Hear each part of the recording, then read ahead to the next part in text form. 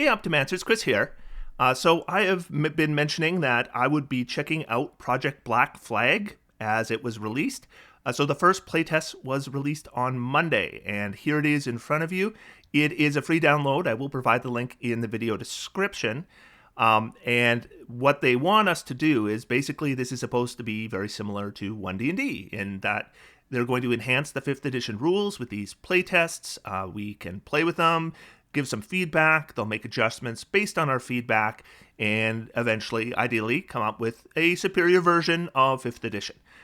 And I have read this through, and I don't really know what feedback to give them. And I think you'll understand as we go through this document. It is only 12 pages long, so not a lot of content here. But when I say not a lot of content, you got no idea. So here we go. We're going to go through this. We begin on page 1, how to use this packet, introduction, what is core fantasy role-playing, what is a role-playing game. Now we're on to page 2, the role of the game master, role of a player character, the dice. Most of core fantasy role-playing game happens through conversation and shared imagination. However, dice come into play whenever conflict presents itself or the PCs attempt to do remarkable things outside the scope of normalcy. The mechanics of this system require the use of several different types of polyhedral dice: 4-sided, 6-sided, 8-sided, 10-sided, 12-sided, and 20-sided dice. It is recommended that each player have a set of dice that includes at least one of each type. Now, if you're like me, you're wondering if this is just cut and pasted from the SRD. I don't know if it's exactly the same or if they've reworded it, but it's the same information that we already have. So this playtest is filled with this stuff. Like, if they're going to reprint it in the book when it's published, I get that. But why is it here? What are they wanting from us in regards to playtesting this? This is supposed to be a playtest packet. It's supposed to be giving us new rules, not just regurgitating the SRD, but there is a lot of that in here. Because what else are we going to get? Elements of core fantasy. Fantasy worlds have magic, heroic adventures, unique locations to explore, power structures and systems, and conflict. Then we're into character creation. We're on to page 3 of 12. Nothing new yet. All right, chapter 1, character creation. Create a character concept. Don't know where to start? Choose a class. Here's how levels work. Here's how hit points and hit dice work. And if you're wondering if they're changing anything, no, this is all the same. This is just D&D. They're just reprinting it here and calling it playtest material. Proficiency bonus, exactly the same. Then we have determine ability scores. And this is page 4 of a 12-page document. And we are going to get our first change. It's a minor change. I would say it's a positive change, but it is very small. So in D&D, when you determine your ability scores, you might use 46, take the best 3. You might use a point buy. You might use a standard array. But you're going to determine your ability scores, and then you're going to choose a race, and that race is going to provide you a bonus to those ability scores. Here, what they've done is they've taken the bonus that you would normally get with your race, and they've worked it into the base determining ability scores, which removes a step. Makes sense. I mean, I've suggested this, I think a year ago, I did a video where I said that this would be a make more sense way to do it, and they've done it. So a step has been removed, but basically that's what it is. But we start to see the problem with any new content they do, and that is they have not proofread it. So I read this. To determine your starting ability scores, roll 7 4d6s, add up the highest 3 to get your total, then write it down. And I read this, and I'm like, well, there's some kind of weird grammar going on here. But what I took it as is you're going to roll 7 sets of 4d6, and then I guess take the best 6. But that's not the case. Do this 5 more times until you have 6 totals between 6 and 18. So this is just a typing error. And it's a typing error that a single proofreader would have found on first reading. I certainly noticed it on first reading, yet it's here. So this has not been proofread. And if this was the only mistake, then maybe the proofreader just missed this one thing. But we see this over and over again. If they do new material, they're making all kinds of little mistakes like this. And some old material that they're just cutting and pasting, they've made mistakes on the cut and paste. Because let's move on here and we get to choose a background. By the way, this is just a straight out copy of what 1D&D has done. So backgrounds work exactly the same. Then we have gaining levels. This works the same as the SRD. Gaining hit points works the same. Tracking experience points works the same. And we get to our second proofreading error right here. You'll notice that level 4 and level 5 both require 6,500 experience point. And the reason is because they screwed up on level 3. Level 3 is supposed to have 900, and then level 4 has 2,700, and then level 5 has 6,500. So they've made a cut and paste error here, and nobody has caught it. And again, caught it on the first reading.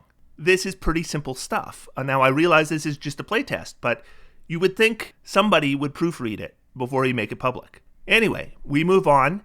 This isn't a big problem, I should mention. Like in the case of determining ability scores, I originally had a bit of confusion, but once I read the whole thing through, I realized how it was supposed to work.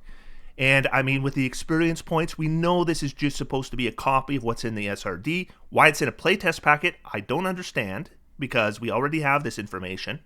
But I know how it's supposed to work, so the fact that they made an error here, that doesn't cause a huge problem either. However, we're going to come across some other cases where I think they may have made cut and paste errors, but I'm not sure, and it makes big differences whether they did or not. So let's move on. So we're going to get to tracking milestones. So that's milestone leveling, which is the same. Then we get lineage and heritage. So lineage is their new name for races, and heritage is their new name for subraces. And they have done one thing here that I do like, and that is they have made it so that the subrace no longer has to be taken by the race that it belongs to. So in other words, if you had a halfling who is raised by dwarves, they might be a halfling with like the hill dwarf subrace. That kind of thing is allowed here, and I think that's a pretty interesting idea. However, most of this stuff, at least in terms of lineage, is not changed at all. So we have age, size, speed, all the same. Then we're going to have alignment, languages. Here's the dwarf. So the dwarf has some minor changes. Age, size, speed, all the same. Night vision is what they call dark vision, but it's mechanically identical. Why they think a dwarf's dark vision, it makes sense to change it to night vision, I don't get it. Because I don't think dwarves see in the dark because they're, up at night. I think it's about living underground, right? So this seems like a thematic misstep to change it to night vision from dark vision. But whatever, that's just terminology. Then we have Dwarven Resilience and Dwarven Toughness. So Dwarven Toughness is the Hill Dwarf trait that gives you a +1 hit point per level, except now it's a base dwarf ability. I think 1D&D did the same thing. Dwarven Resilience, though, got a really odd change. You have advantage on saves against becoming poisoned, and you are resistant to poison damage. So where is the advantage on the saving throw to end the poison condition on yourself? It's not here. And that doesn't make any sense. Like, why are you getting advantage on saves against becoming poisoned, but then you lose that advantage to get rid of the poison condition? I think I would prefer either have the advantage on the poisoned saving throws or don't. But this like halfway measure nerf, I don't know why it's here, and it doesn't make a lot of sense to me. But I'm not convinced it's intentional, because it could have been a cut and pasting error, and I don't believe this was proofread. So I'm not sure whether this is supposed to be like this or not. But if it is supposed to be like this, I don't think it makes a lot of sense. Then we get our two sub-races for dwarf, or heritages. We have Fireforge, and what this does is you are going to gain proficiency with glassblower's tools or smith's tools. You choose one of them, and your proficiency bonus is doubled for any ability check that uses the chosen tool, in other words, expertise. You are resistant to fire damage. You can read, speak, and write Ignan in addition to your chosen languages. Ignan is the fire elemental language. You are going to get the mending cantrip, but you can only cast it to repair objects made of metal. such as reconnecting two halves of a broken sword, but you can cast it as an action. And then you're going to get one additional language. So this is mostly ribbon features, right? Like features that are kind of incidental but flavorful. There's one major feature here, and that's the resistance to fire damage. Then we have the stone heritage. And here's where they've put dwarven weapon training. So they've removed that from the base dwarf, and they've thrown it under the subrace. Then dwarven armor training, same thing. This is actually kind of a combination. So we have the speed not being reduced by wearing heavy armor regardless of strength. That's from the base dwarf. But the proficiency with light and medium armor, that is from the mountain dwarf. Now, a little bit of a question here as to if we're going to make this a heritage, and this can be selected by any race, this might be a little too good for spellcasters to be able to access this. Because, I mean, normally they would have to take like a feat or something to get armor, or multiclass, but now it's like a sub-race. So that seems a little good to me, but anyway. In addition, we're going to get proficiency with an artisan's tool, and when we make an ability check related to the origin of metalwork or masonry, you can add your proficiency bonus to the roll, and if you have proficiency in a relevant skill or tool, you add double your proficiency bonus to the roll. We're going to see this wording over and over again, and it needs some clarification. If you have proficiency in a relevant skill or tool, you add double your proficiency bonus to the roll. Is that in addition to the proficiency in the relevant skill or tool, or is that including that proficiency? I would like a clarification on that. And then you're going to get one additional language. Then we get to the elf, and the elf is identical to Dungeons & Dragons. So it's the same thing. They call dark vision night vision, and they call fey ancestry magic ancestry, but otherwise it's the same. Then we get our heritage options, and we get what I think is an error here. I hope it's an error, but if it isn't, it has major ramifications. So what we're going to get is Touch of Magic right here. Choose a school of magic for which you have cultivated an affinity. You learn a cantrip of your choice from that school of magic. Fine. When you reach 3rd level, choose a 1st level spell from that same school of magic. I mean, that's pretty good, being able to choose. I mean, a lot of races now will let you get a spell at 3rd level. That is a 1st level spell, but you normally wouldn't be able to select it. It's normally pre-selected for you. And get this, and when you reach 5th level, choose a 3rd level spell from that same school. That's got to be a mistake. I'm sure they meant to type 2nd level and accidentally type 3rd level. I'm almost certain that's what's happened. I hope that's what's happened. And even then, this is really, really good. Being able to select the 1st level and 2nd level spell that you want is really, really good. And then you learn the spells. You can cast them once at the lowest level, and you have to finish a long rest before you can cast them again, and you use your mental ability score that's going to apply. So this is like what a lot of races get now, except you're choosing the spells, which is really good. Unless choosing a 3rd level spell from the same school was intentional. In that case, this is bonkers. And then we get World of Wonders, so proficiency in Arcana, and we're going to get 2 languages. But this Touch of Magic looks like probably the best heritage feature of all of these ones here. And there is a little bit of balancing issue. Let's keep this one in mind, and let's look at the next one and just compare. So this guy here, Cloud Heritage, bunch of free spells. Let's move on to Grove Heritage. So these are our forest elves, and no one's going to want to play these because what do you get? You're going to get, you can communicate simple ideas with beasts, and you have advantage on checks made to interact with non-hostile beasts. Okay, so ribbon feature, that's fine. You have a climbing speed equal to your walking speed. Now I notice, like, not spider climbing, right? So a climb speed, that's kind of, it's okay. Like if I choose a tabaxi, I'm going to get a climb speed. It's not why I chose tabaxi, but I'll take it. And then we get elf weapon training here. So we get proficiency with longsword, short bow, and longbow. And we get one additional language. Where's our big feature? Where is our big feature here? Is it the climb speed? Is this what's supposed to compare to all those free spells? Like, this is a serious balance problem here. This is all over the place. Okay, so then we move on to the human, which is the 1D&D human. So they've taken the 1D&D human and they basically copied it. Then we have human lineage traits. Yeah, so we're going to get the proficiency in one skill of our choice, and we're going to get a talent of our choice. And talents are what they're going to be calling feats. Then we have our human heritages. The first one is nomadic. And what are we going to get? Let's see. We get advantage on checks or saves to resist debilitating weather effects, such as those caused by extreme heat or cold. Okay, so this doesn't come up very often. I mean, in most campaigns, it might not come up at all, but it is a ribbon feature. It's for flavor. And the meatier part, it comes in the next sentence. Additionally, when you complete a short rest, you can reduce your exhaustion level by 1. Once used, you cannot reduce your exhaustion level in this way again until you complete a long rest. So that's a pretty significant limitation on that, but it's okay. Regaining exhaustion. Exhaustion's bad. I don't see this coming up a lot.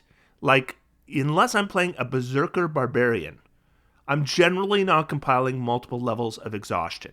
So, although, if you have a lot of exhaustion, I think you'd be glad to have this, but I don't predict you would have a lot of exhaustion unless you're playing a Berserker Barbarian. Then we're going to get proficiency in survival and one additional language. And then cosmopolitan heritage. And what we're going to get is, while in a city or other urban environment, you and your group can't become lost except by magical means. While you are in such environments, you also can't be surprised, except when you are asleep or otherwise incapacitated. I think this needs some serious clarification. What exactly qualifies as other urban environments? Because a city is already covered.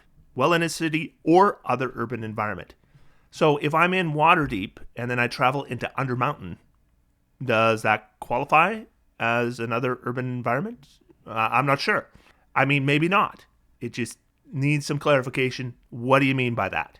Because it's a big bonus. Not being able to be surprised is pretty big. But we need to know exactly when that's going to apply and when it's not. What about the ruins of an old city? Does that count as an urban environment? I mean, the more I think about it, the more questions I have. Then we have worldly wisdom. Whenever you make a check related to understanding the purpose or significance of a building, rite, or object from a culture you aren't familiar with, you can add your proficiency bonus to the roll. If you have proficiency in a relevant skill or tool, you can add double your proficiency bonus to the roll. Same thing, wording issue. And we get 2 additional languages.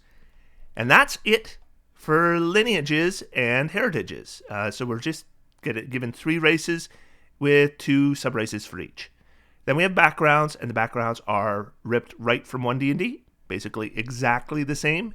You're going to get a free feat. We're going to call it a talent now. You're going to get 2 skill proficiencies, then 2 tool or language proficiencies, and a bit of equipment. They do include a D8, random D8 adventuring motivation.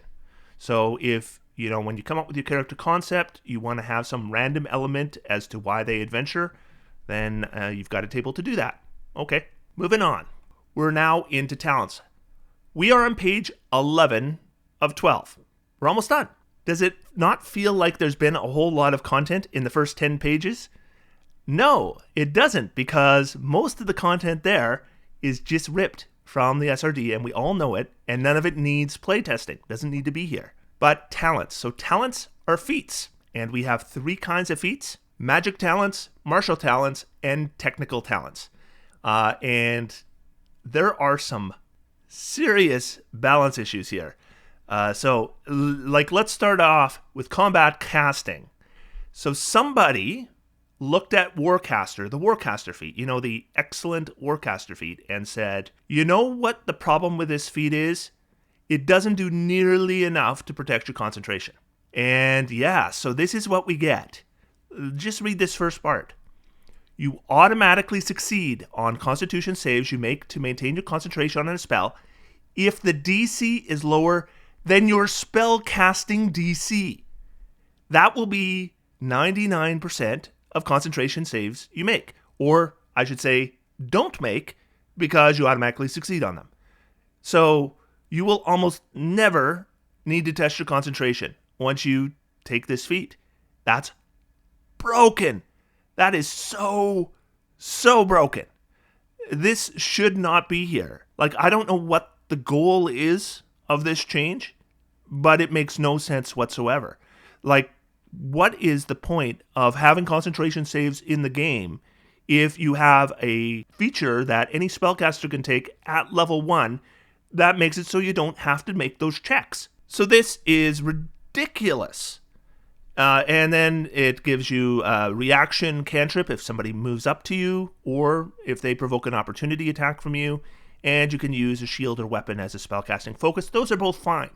It's this first point is just insane. But the weird thing is, like, this is obviously a massive buff for spellcasters, but there are massive nerfs here too. Like, this is just all over the place. But you know what? The next one we get, Elemental Savant, is fine. This one's fine. Choose one of the following elemental damage types: acid, cold, fire, lightning, or thunder. Whenever you cast a spell that deals damage, you can decide to convert the damage type of the spell to your chosen elemental damage type. So I've seen homebrew feats that do this many, many, many times. I'm sure you have as well.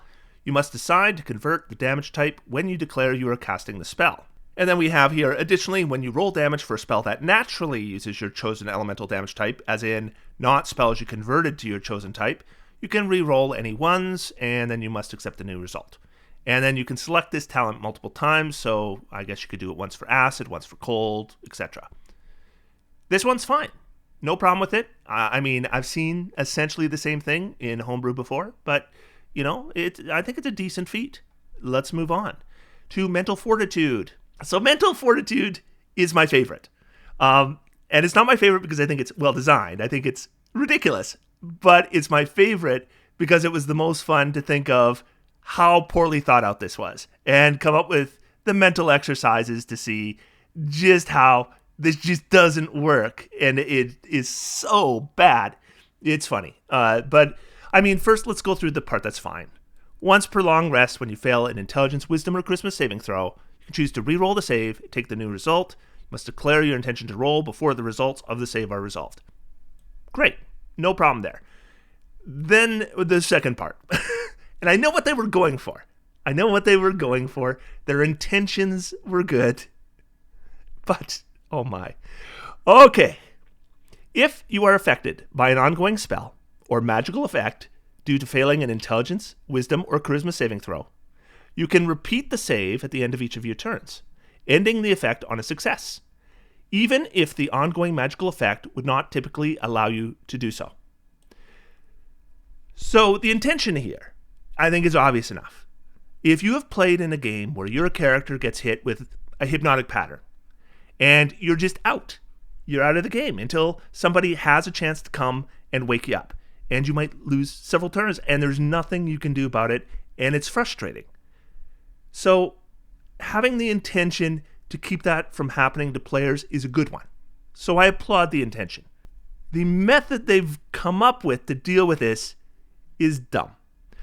So if you don't want hypnotic pattern to not provide additional saving throws, then redesign the spell. Don't throw text like this into your playtest without thinking at all about what all this applies to. Because it makes sense to give hypnotic pattern additional saving throws, or a fear spell. All that's all fine. Charm person, fine. They can re-roll a saving throw. Great. Here's where it gets weird. Okay, so if I cast Force Cage on someone, they're stuck inside, no saving throw. However, if they want to teleport out of that Force Cage, they make a charisma saving throw. If they fail that charisma saving throw, then they cannot teleport out. And what do we have? If you are affected by an ongoing spell, yeah, we're affected by a Force Cage due to failing a charisma save. Exactly. If we had made our charisma save, we would no longer be affected by the Force Cage. We can repeat the save at the end of each of our turns, ending the effect on a success. So we failed the charisma save, we get another charisma save the next round, and if it succeeds, we don't teleport, the Force Cage ends. That's what happens. It's ridiculous. And then think about, what if you were to plane shift somebody and they fail their saving throw? And so they become plane shifted, and then the next round they get another saving throw, and then what? They come back? Is that what happens? What about Magic Jar? What about Feeble Mind? This is just not thought out at all. Good intentions, bad implementation. If you want to fix the spells that don't provide you additional saving throws, this isn't the fix. The fix is fix the spells. But I appreciate that you gave me several minutes of laughter just talking with some friends about how ridiculous this ability was. All right, school specialization. So this is the last of the spellcasting ones.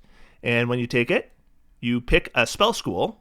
And whenever you cast a spell from that school that requires an attack roll, you get +1. That's fine. Whenever you cast a spell from a school that requires a target to make a save versus your save DC, the DC increases by 1. Yeah, that probably shouldn't be there. Like, are spellcasters good enough already without giving them additional ways to increase their save DC? I just don't think this is required. And, it's not even like it's creative. Like, we'll give them a +1 to their DC, like they would get from a magic item, except we'll throw it in a feat now. And then if you use this spellbook to cast your spells, the golden time you must spend copying a spell of that school into your spellbook is halved. So this is just taken right off, the various wizard subclasses. And it's the one feature that wizard subclasses get that people who play wizards have been complaining about for years, because it de-incentivizes taking spells from your selected school. Because if you can copy them for lower cost, then it makes more sense to choose the spells that you get for free and you don't have to copy into your spellbook that don't have that benefit. So it actually keeps you from choosing your specialization.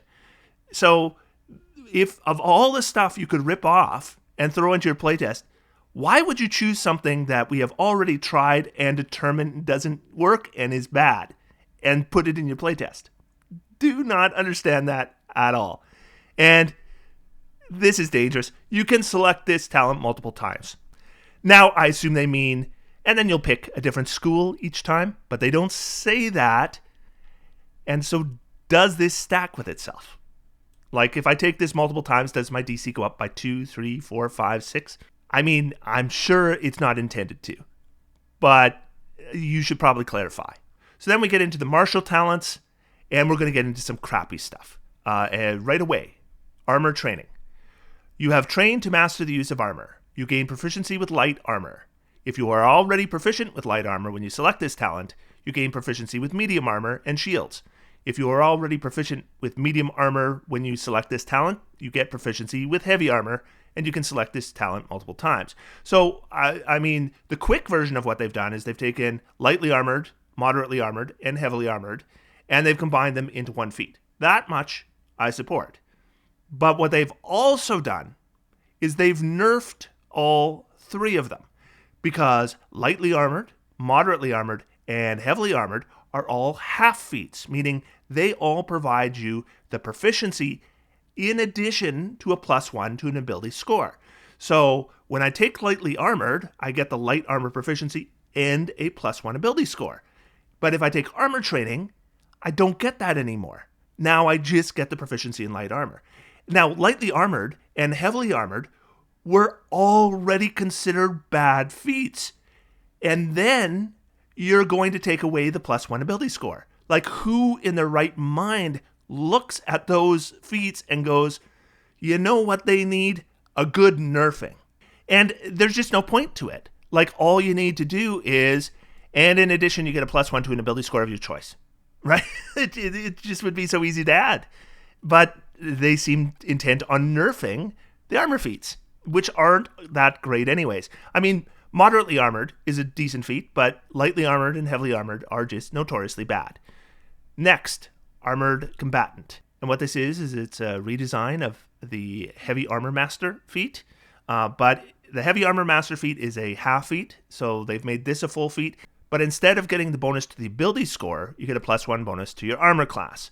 And then, in addition, when you take bludgeoning, piercing, and slashing damage, the damage is reduced by your proficiency bonus instead of the flat +3. And also, you don't have to wear heavy armor, you just have to be wearing armor. So, a few different changes here. There's one thing that didn't change, and I don't know why. Why is the word non-magical still here? Like, what is this adding to the game? Putting this restriction in?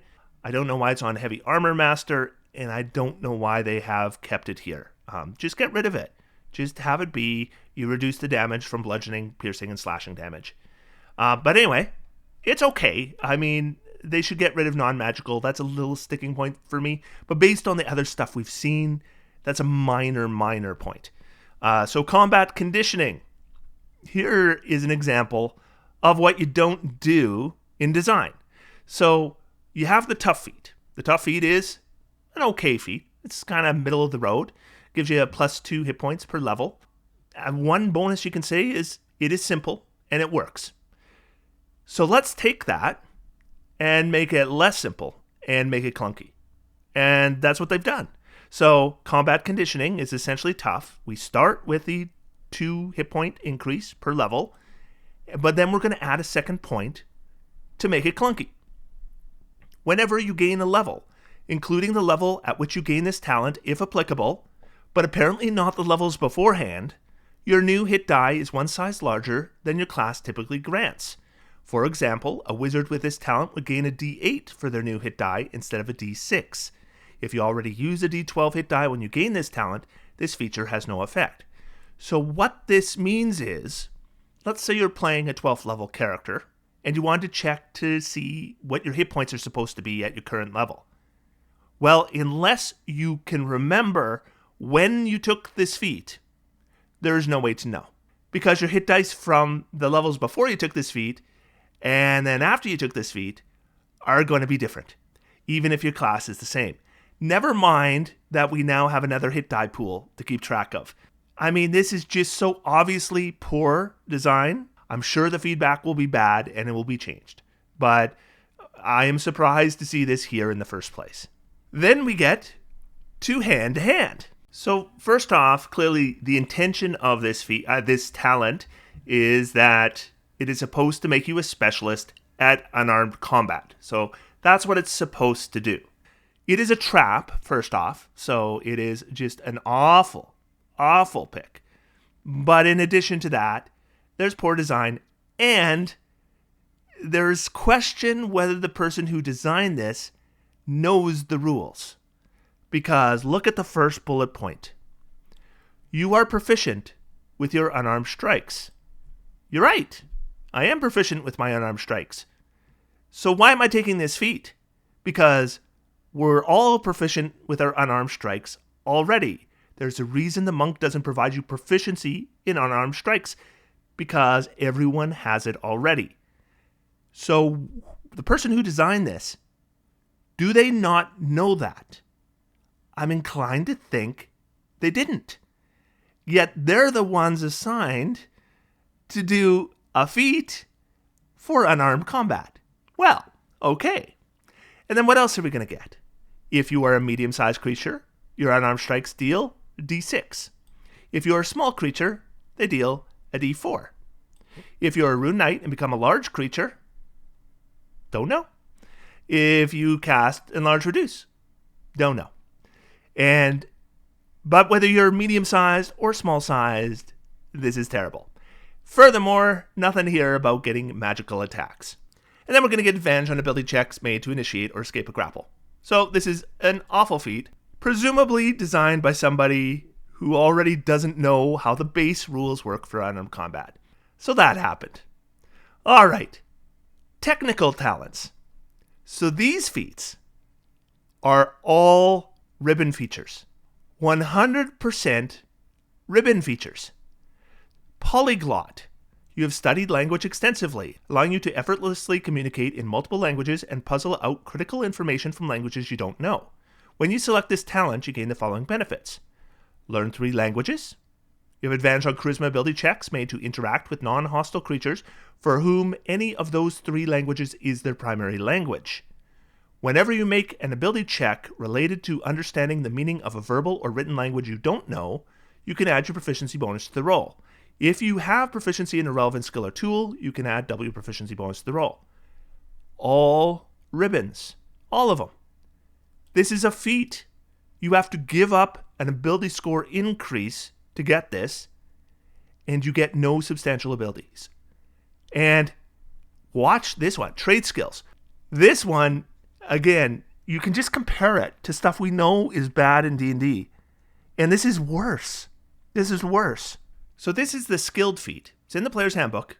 You gain proficiency in any combination of 3 skills or tools of your choice.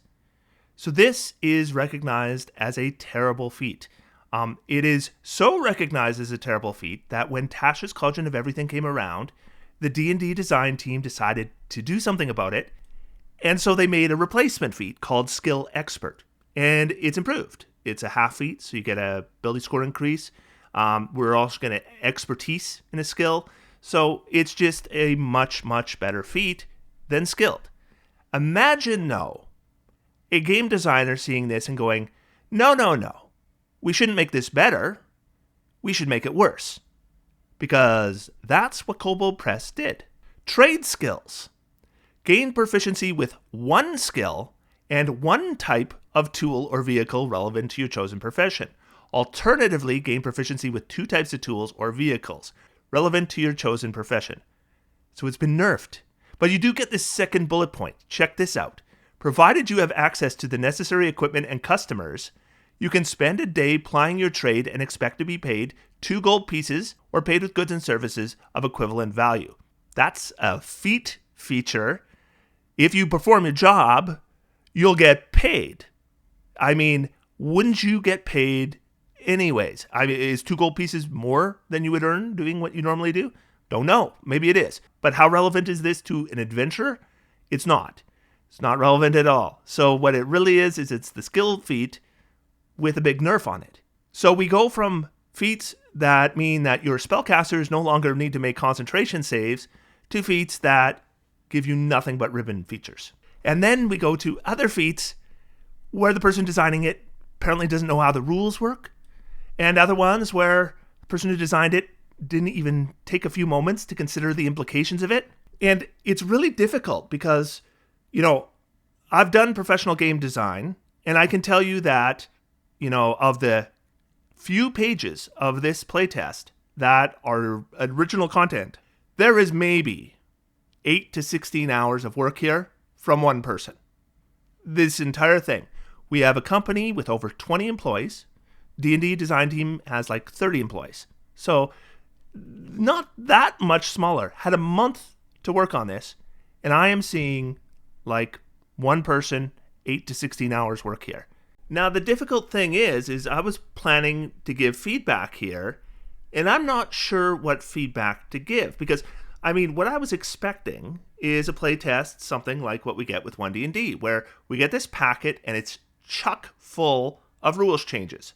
And some of them are good, and some of them are bad, but there's lots and lots and lots of ideas being thrown at us, and then we can kind of look at them and go, okay, well, of this huge stack of ideas, here's the ones I don't like, here's the ones I do like, and yeah, there's your feedback. And it's kind of fun to go through them because there's just so much new stuff. Here, what we've got is 12 pages, and most of it is cut and pasted from the SRD. Like, do they want me to give feedback on using dice in my game? Do they want me to give feedback on how proficiency bonus works?